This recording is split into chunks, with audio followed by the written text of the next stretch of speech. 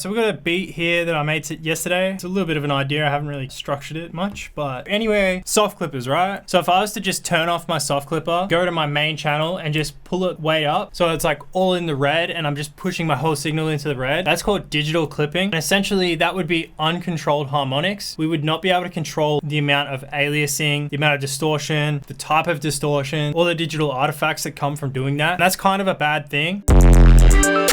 The good news is we have tools like soft clipping to be able to control those type of things. So the one that matters is the clip. Pulling this up or down determines the point where the signal is going to clip. When I mix my beats to this level, it's generally around -4 to -6 dB, but this is just going to depend on how your beat's mixed. Each of these different modes has a different algorithm, so it has a different sound to it. I always go with the Soft Clip Pro. I like the way that sounds better than the Classic. I usually push this to around 25%, but you're going to get a different sound or like different characteristics by adjusting the two different ones, because you could push this like really hard and then back off on this and you'll get a different sound. So I definitely recommend experimenting and playing around.